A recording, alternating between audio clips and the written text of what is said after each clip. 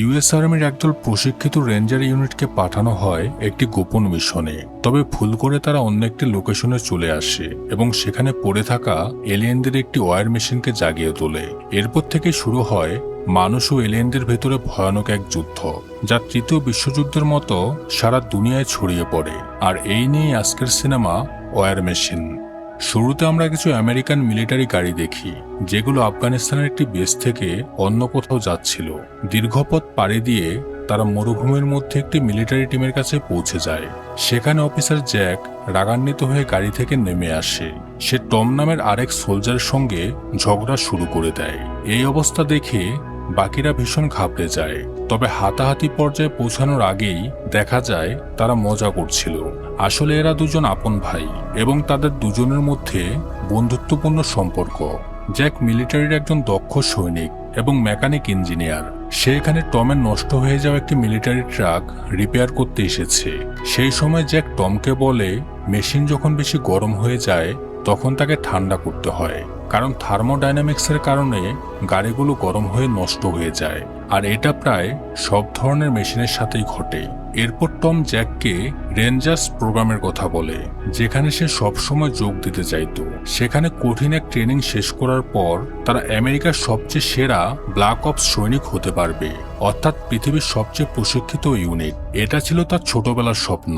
তখন জ্যাক জানায় যে তারা যখন সিদ্ধান্তটি নিয়েছিল তখন তাদের বয়স ছিল মাত্র 16 বছর, আর এখন বর্তমানে তারা অনেক বড় হয়ে গেছে। টম তখন তাকে ইমোশনাল ব্ল্যাকমেল করতে শুরু করে, কারণ সে মন থেকে একজন রেঞ্জার হতে চায় আর সে চায় জ্যাকও তার সাথে জয়েন করুক। অবশেষে জ্যাকও রাজি হয়ে যায়। তারা সিদ্ধান্ত নেয় যে মিলিটারি সার্ভিস শেষ করে বাড়ি ফিরে যাওয়ার পর দুজনে রেঞ্জার প্রোগ্রামে যোগ দেবে। এই নিয়ে কথা বলার সময় তালিবানরা তাদের ওপর মিসাইল হামলা চালায়। সেই বিস্ফোরণে জ্যাকের অবস্থা খুব খারাপ হয়ে যায়। তবুও সে নিজের ভাই টমকে বাঁচানোর জন্য সামনে এগিয়ে যায়। ঠিক তখন সেখানেই আরেকটি মিসাইল এসে পড়ে, যেখানে জ্যাক খুব গুরুতরভাবে আহত হয়ে যায়। তখন সে দেখতে পায় যে তার ভাই টমও ভয়ঙ্করভাবে আহত হয়ে মৃত্যুর দিকে ঝুঁকে পড়েছে। তখনই হঠাৎ যে ঘুম থেকে জেগে ওঠে। এই সবকিছুই তার পুরনো স্মৃতি ছিল। সে একটি আর্মিদের বাসে বসেছিল। আসলে ঘটনাটি ঘটেছিল 2 বছর আগে। আর বর্তমানে জ্যাক অন্য সোলজারদের সঙ্গে আমেরিকান রেঞ্জার হওয়ার জন্য একটি ট্রেনিং ক্যাম্পে পৌঁছেছে। এই ক্যাম্পটি ছিল আমেরিকার গভীর ও গোপন জঙ্গলের ভেতরে। সেখানে পৌঁছালে তারা গাড়ি থেকে নেমে পড়ে। তাদের সবাইকে কয়েক সপ্তাহের ভীষণ কঠিন প্রশিক্ষণের মধ্য দিয়ে যেতে হবে। এই ট্রেনিংয়ে ক্যাম্পের সকল সোলজারদের নামের পরিবর্তে শুধু একটি করে নাম্বার দেওয়া হয়। তখন অফিসাররা জ্যাকের রেকর্ড পরীক্ষা করে দেখে সে গত 2 বছরে মোট 4 বার এই ট্রেনিং থেকে বাদ পড়েছে, আর এটাই ছিল তার শেষ সুযোগ। এরপর জ্যাককে 81 নাম্বার দেওয়া হয়। তাদের কমান্ডার টরেস সবাইকে কঠিন ট্রেনিং সম্পর্কে জানায়, যা খুবই কষ্টকর এবং চ্যালেঞ্জিং হতে চলেছে। প্রতিটি ধাপ তাদেরকে পার করতে হবে। একটিতে হারলেই সে বাদ পড়ে যাবে। সবগুলো লেভেল পার করা হয়ে গেলে সবশেষে তাদের ডেথ মার্চ নামে একটি 24 ঘন্টা সিমুলেশন মিশন দেওয়া হবে। এটা করতে পারলেই তাকে রেঞ্জারের উপাধি দেওয়া হবে। এই প্রশিক্ষণ কয়েক সপ্তাহ ধরে চলতে থাকে এবং তাদের এমন সব কঠিন পরিস্থিতি সহ্য করতে হয় যা সাধারণ মানুষদের পক্ষে করা প্রায় অসম্ভব। ধীরে ধীরে এই ট্রেনিং থেকে দুর্বলরা বাদ পড়ে যাচ্ছিল। একদিন ট্রেনিং চলাকালীন একজন বলে রেঞ্জারদের নাকি এরিয়া 51-এর মতো গোপন জায়গায় এলিয়েনদের বিরুদ্ধে লড়াই করার জন্য পাঠানো হয়। তখন বাকিদের কাছে এই বিষয়টি খুব অদ্ভুত মনে হয়। অন্যদিকে জ্যাক সবার কাছ থেকে আলাদা হয়ে একাই দ্রুতগতিতে তার ট্রেনিং সম্পন্ন করছিল। এই বিষয়টি দেখে অন্য অফিসারেরা তার প্রশংসা করে। সে কারোর সাথে কথা বলে না, সব সময় নিজের মতো করেই থাকে। রেঞ্জার হওয়াটাই তার একমাত্র উদ্দেশ্য। এরপর একদিন রাতের খাবারের সময় দেখানো হয় মেরি নামের এক মেয়ে, যে কিনা জ্যাকের পুরনো অতীত সম্পর্কে জানত। সে নাম্বার 15কে বলছিল 2 বছর আগে জ্যাকের ওপর তালিবানরা হামলা করেছিল এবং সেই হামলায় জ্যাকের পুরো টিম মারা যায়, কিন্তু সে একাই বেঁচে যায়। তার অসাধারণ সাহসিকতার জন্য তাকে সিলভার স্টার দেওয়া হয়েছিল। অন্যদিকে টিভির খবরে দেখানো হচ্ছিল যে পৃথিবীর দিকে একটি অ্যাস্ট্রয়েড দ্রুত এগিয়ে আসছে, তবে এই ব্যাপারে কারো কোনো মাথা ব্যথা নেই। যাই হোক, এইভাবে 3 সপ্তাহ পার হয়ে যায়। তখনও তাদের ট্রেনিং চলছিল। পাহাড়ে বিরতির সময় উইল নামে এক সোলজার জ্যাকের শরীরে থাকা ট্যাটু দেখে বুঝে ফেলেছিল যে ডিএফকিউ, যার মানে কখনোই হার মানবে না। এটা জ্যাককে বলার পর জ্যাক শুনে অবাক হয়ে যায়। ধীরে ধীরে তাদের ট্রেনিং আরো কঠিন হতে থাকে। জ্যাক প্রায় সময় 2 বছর আগে ঘটে যাওয়া সে পুরনো অতীতের কথা কল্পনা করত, যার কারণে রাতের বেলা তার ঘুম ভেঙে যেত। এরপর কয়েক সপ্তাহের কঠোর প্রশিক্ষণের পর জ্যাক সহ সবাইকে একটি পুলের মধ্যে ভারী ওজন হাতে নিয়ে সামনে এগিয়ে যাওয়ার একটি টাস্ক দেওয়া হয়েছিল। সেখানে জ্যাকের অনেক সঙ্গী ধীরে ধীরে হাল ছেড়ে দিচ্ছিল, কিন্তু জ্যাক পানির ভেতর নিজেকে বোঝাতে থাকে যে সে কখনোই হার মানবে না। নিজের অনুপ্রেরণার জন্য সে তার ভাইকে মনে করছিল, যখন তার ভাই আহত হয়েছিল এবং সে তাকে কাঁধে তুলে নিয়ে দৌড়াচ্ছিল। সেই সময় জ্যাক নিজেও আহত হয়েছিল, তবুও সে 10 মাইল দীর্ঘপথ পাড়ি দিয়ে কোনো মতে তাদের বেসের কাছাকাছি পৌঁছে গিয়েছিল। কিন্তু বর্তমান সময়ে সেই স্মৃতি মনে করতে করতে তার শরীর আর সহ্য করতে পারেনি। শেষ পর্যন্ত সে পানির ভেতরে অজ্ঞান হয়ে যায়। তখন অন্য সদস্যরা তাকে দ্রুত পানির ভেতর থেকে বের করে আনে এবং তার প্রাণ বাঁচায়। এই ঘটনাটি কমান্ডার টরেস এবং ডেনও দেখেছিল। তারা দুজন জ্যাকের সম্পর্কে সবকিছুই জানত। টিভিতে জ্যাক সেই নিউজটি দেখছিল যে পৃথিবীর কক্ষপথের কাছে একটি অ্যাস্ট্রয়েড ঘুরছে, যা ধীরে ধীরে ভেঙে যেতে শুরু করেছে। এরপর জ্যাককে অফিসার টরেস এবং ডেন ডেকে পাঠায়। তখন তারা দুজন তাকে ট্রেনিং ছেড়ে দেওয়ার জন্য বলে, কারণ সব পরীক্ষাতে পাশ করলেও তার আচরণ স্বাভাবিক মানুষদের মতো নয়। সে সব সময় একা একা থাকে এবং রাতেও ঠিকমতো ঘুমায় না, এমনকি টিমকে নেতৃত্ব দিতে চায় না। আর এমন সৈনিক তাদের একেবারেই দরকার নেই। কমান্ডার আরও বলে যে তার ভাইয়ের মৃত্যুর পর থেকেই জ্যাক বারবার রেঞ্জার হওয়ার চেষ্টা করে যাচ্ছে। এরপর ডেন তাকে বলে, তোমাকে ফিরে যেতে হবে এবং এই ট্রেনিং ছেড়ে দিতে হবে। এই কথা বলে তারা জ্যাককে একটি কাগজে সাইন করতে বলে। তখন জ্যাক বলে যে সে শুধু নিজেকে প্রমাণ করতে চায় এবং কাগজে সাইন না করে সে সেখান থেকে চলে যায়। এরপর টরেস এবং ডেন সিদ্ধান্ত নেয় যে তারা জ্যাককে আরেকবার সুযোগ দিয়ে দেখবে। পরের দিন তারা অনেক সৈন্যকে ট্রেনিং থেকে বাদ দিয়ে দেয়।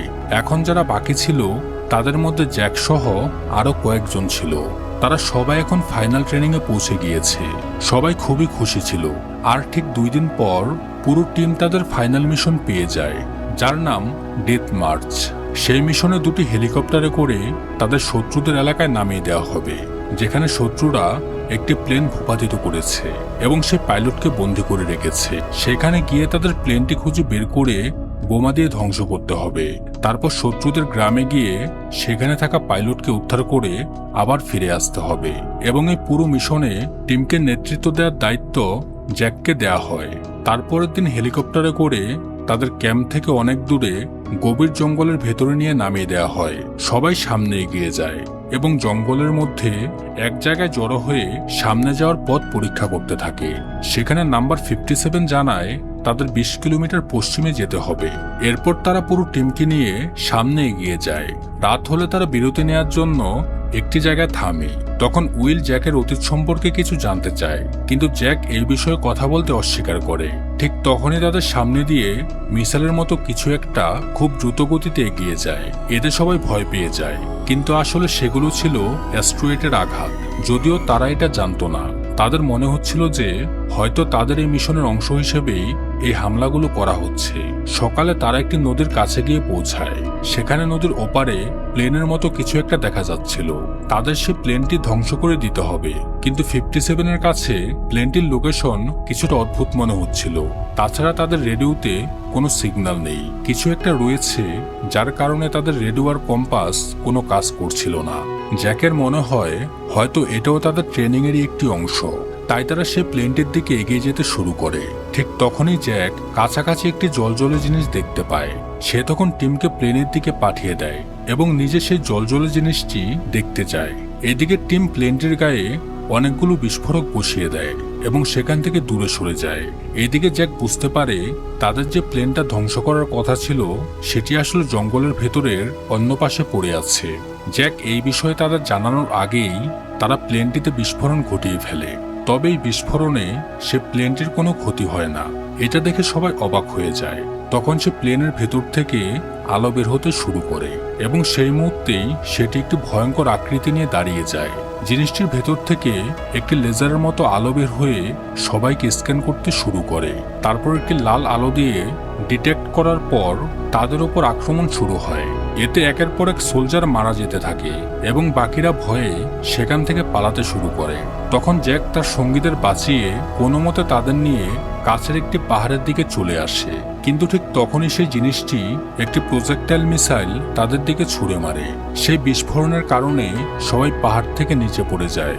তখন সেখানে সবাই খুবই মারাত্মকভাবে আহত হয় এবং অনেকেই মারা যায়। জ্যাক তখন সবাইকে সামলানোর চেষ্টা করতে থাকে। সেইখানে সে উইলকেও দেখতে পায়, যার পায়ে গুরুতর আঘাত লেগেছিল। এরপর জ্যাক বাকিদের খুঁজতে উপরে উঠে যায়, কিন্তু সে দেখে তার বেশিরভাগ টিমমেট মারা গেছে, এমনকি তাদের রেডিও অপারেটরও। এখন তাদের সাহায্যের জন্য যোগাযোগ করার কোনো উপায় ছিল না। আসলে তারা যে প্লেনটিতে বিস্ফোরণ ঘটিয়েছে ওটা কোনো সাধারণ প্লেন ছিল না, সেটি ছিল ওয়ার মেশিন নামে একটি এলিয়েন রোবট, যা অন্য গ্রহ থেকে পৃথিবীতে এসে পৌঁছেছে। এই ভয়ানক রোবটটি মানুষদের স্ক্যান করে তার ভেতরের ভয়ানক শক্তিশালী অস্ত্র দিয়ে একের পর এক হত্যা করছিল। এটা দেখে জ্যাক খুবই চিন্তিত হয়ে পড়ে। সে দেখতে পায় মেশিনটি আহত সৈন্যদেরও হত্যা করছে। তখন জ্যাক আবারও সবার কাছে ফিরে আসে এবং বলে তাদের এখান থেকে দ্রুত সরে যেতে হবে। তাছাড়া তাদের কাছে যতগুলো গুলি আছে এগুলো সবই নকল। তখন তারা সবাই নিজেদের জিনিসপত্র নিয়ে সেখান থেকে এগিয়ে যেতে শুরু করে। ধীরে ধীরে তারা পাহাড় বেয়ে নিচের দিকে নামতে থাকে। ঠিক তখনই জ্যাক লক্ষ্য করে তাদের কম্পাসটি আর কাজ করছে না।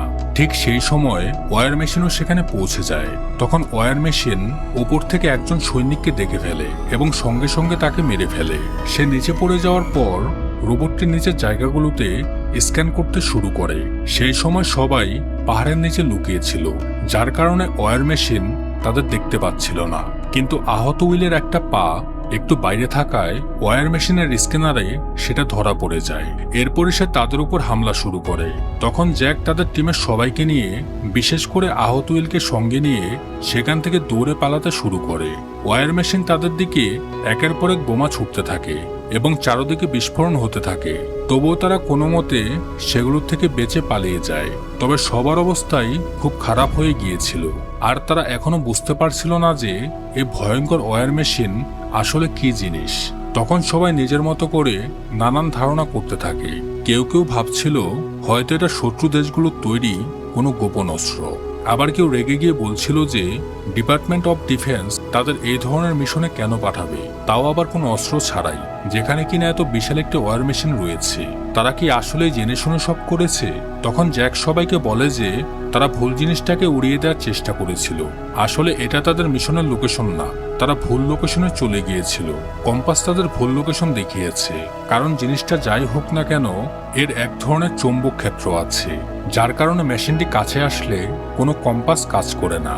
তাই তাদের এখন এখান থেকে দূরে থাকা একটি বেসে পৌঁছাতে হবে, কারণ সেখানে গেলেই তারা কোনো সাহায্য পেতে পারে।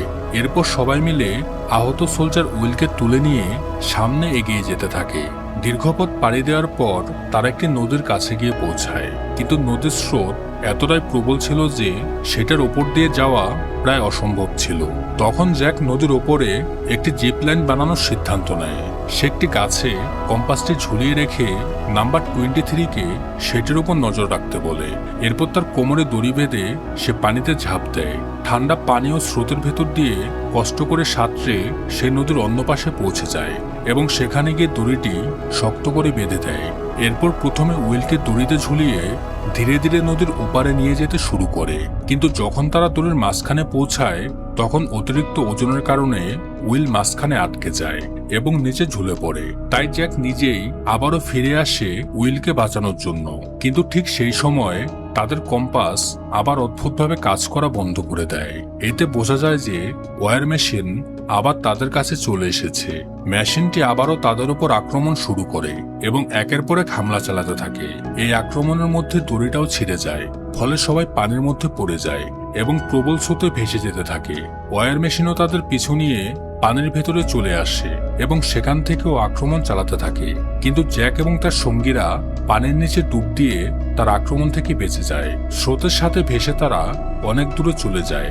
অবশেষে তারা সবাই মিলে নদীর তীরে উঠে আসে। তখন তাদের অবস্থা খুবই খারাপ ছিল। এই আক্রমণের কারণে তাদের আরেকজন সঙ্গী নাম্বার 23 মারা যায়। যাই হোক, নদীর স্রোতে ভেসে যাওয়ার কারণে তারা সেই বেসের অনেক কাছাকাছি চলে এসেছে। এরপর আবার সবাই মিলে উইলকে নিয়ে সামনে গিয়ে যায় এবং অবশেষে তারা মিলিটারি বেসে পৌঁছে যায়। কিন্তু সেখানে গিয়ে তারা দেখে পুরো বেসটাই ধ্বংস হয়ে গেছে। আসলে সেই মেশিনটি আগেই সেখানে পৌঁছে গিয়ে সবকিছু ধ্বংস করে দিয়েছিল। বেসের প্রতিটি অফিসারকে সে নির্মমভাবে হত্যা করেছিল। তখন জ্যাক দূরে পাহাড়ের উপর ধোঁয়া এবং চারপাশে সবকিছু ভালো করে দেখে বুঝতে পারে যে এই মেশিনটি আসলে আকাশ থেকে পৃথিবীতে এসে পড়েছে। সম্ভবত এটি কোনো পাহাড়ে আঘাত করে নিচে পড়েছিল, অর্থাৎ যে অ্যাস্ট্রয়েডটি আকাশ থেকে পৃথিবীর দিকে আসছিল সেটির ভেতরেই ছিল এই মেশিনটি, আর সেটি ছিল এলিয়েনদের তৈরি ভয়ঙ্কর রোবোটিক ওয়্যার মেশিন। তখন সবাই এই বিষয়টা পুরোপুরি বুঝতে পারে। জ্যাক তখন বলে যে আমাদের এখান থেকে এই গাড়িটা নিয়ে বেস পর্যন্ত পৌঁছাতে হবে, যাতে সবাইকে দ্রুত এই ওয়্যার মেশিনের বিপদের কথা জানানো যায়। জ্যাকের কথা শুনে সবাই রাজি হয়ে যায়। তারপর সবাই মিলে কাছেই পড়ে থাকা একটি মিলিটারি গাড়ি ঠিক করতে শুরু করে, যা যুদ্ধক্ষেত্রে ব্যবহার হতো। ঠিক তখন ওয়্যার মেশিনটি তাদের কাছাকাছি বোমা ছুড়তে শুরু করে। কম্পাসের অস্বাভাবিক আচরণ দেখে তারা বুঝে যায় যে ওয়্যার মেশিন এখানেও এসে গেছে। সেই সময় নাম্বার 15 বেসে পড়ে থাকা গুলিগুলো আনতে যায়, কিন্তু ওয়্যার মেশিন এসে তাকে আক্রমণ করে এবং সে গাড়িতে পৌঁছানোর আগেই তাকে মেরে ফেলে। তবে জ্যাক গুলিগুলো পেয়ে যায়। এরপর তারা গাড়িতে উঠে সেখান থেকে দ্রুত পালানোর চেষ্টা করে এবং গাড়ি থেকে গুলি চালিয়ে ওয়্যার মেশিনের উপর আক্রমণ করতে থাকে। কিন্তু তাদের আক্রমণ সেই মেশিনের উপর তেমন কোনো প্রভাব পড়ছিল না।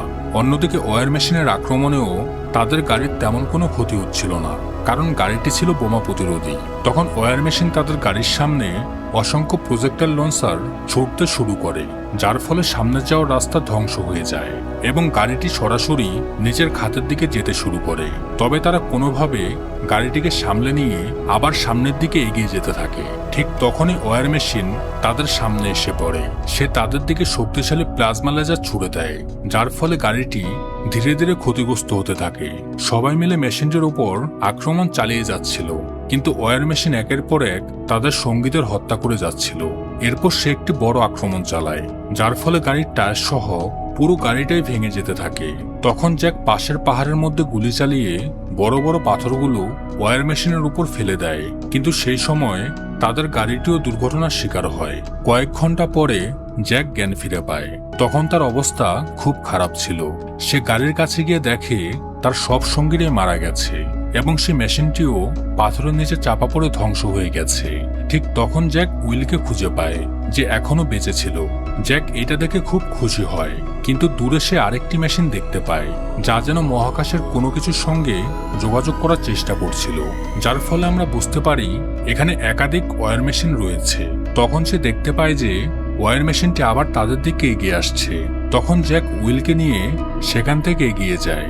রাত হলে তারা জঙ্গলে লুকিয়ে থাকে। কিছুক্ষণ পরে উইলের জ্ঞান ফিরে আসে। তখন উইল বলে, আমি তোমাকে আগে থেকেই চিনতাম, তুমি টমের ভাই। মিলিটারিতে টম আমার সঙ্গেই ছিল, তার হাতেও তোমার মতো একই ট্যাটু ছিল। সে সবসময় বলতো যে সে তার ভাইয়ের সঙ্গে রেঞ্জার ট্রেনিং শেষ করবে। পরে একদিন জানতে পারি সে মারা গেছে।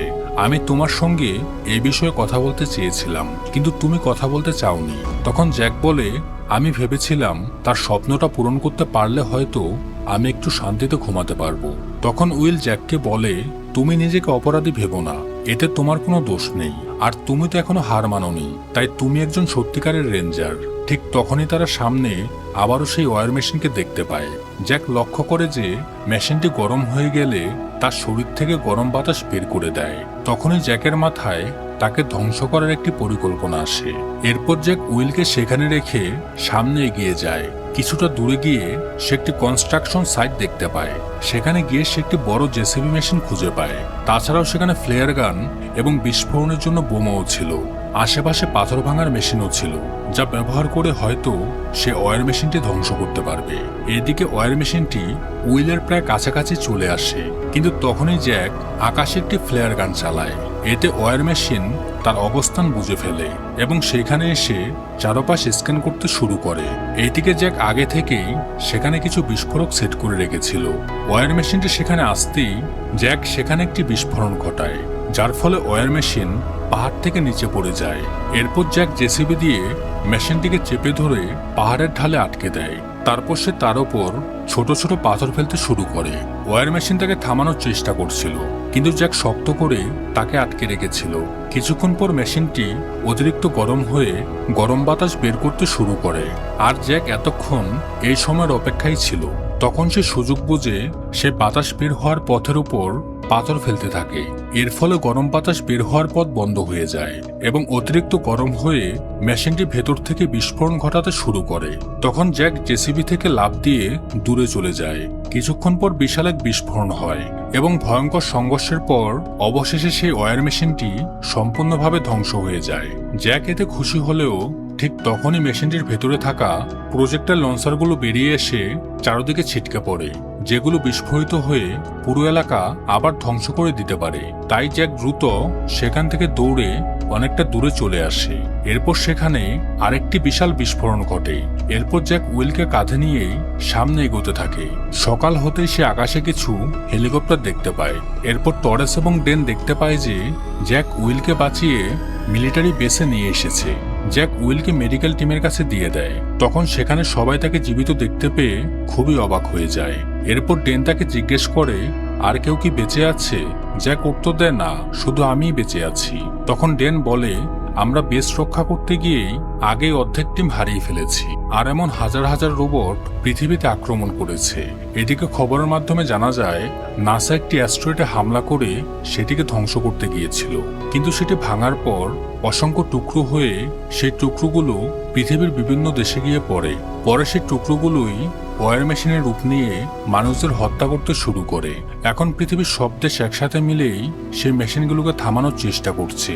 তখন মিলিটারি সার্জেন্ট ডেন জ্যাককে জিজ্ঞেস করে, যেখানে সব ধরনের আধুনিক অস্ত্র ব্যবহার করেও সেই মেশিনগুলোকে থামানো যাচ্ছে না, সেখানে তুমি একা কোনো অস্ত্র ছাড়াই কিভাবে দুইটি মেশিনকে ধ্বংস করলে? তখন জ্যাক বলে, আপনি নিজেই বলেছিলেন যে প্রতিটা মেশিনেরই একটি সীমা থাকে। এই মেশিন গরম হয়ে গেলে তার উপর থেকেই যে গরম বাতাস বের হয়, যদি সেই পথ বন্ধ করে দেয়া যায় তাহলে মেশিনটি ভেতর থেকে উত্তপ্ত হয়ে নিজেই ধ্বংস হয়ে যায়। তখন ড্যান জ্যাককে বলে, তোমার এই তথ্য অনেক মানুষের জীবন বাঁচাবে। তখন টরেস এই তথ্যটি পৃথিবীর সব মিলিটারির কাছে পৌঁছে দেওয়ার নির্দেশ দেয়।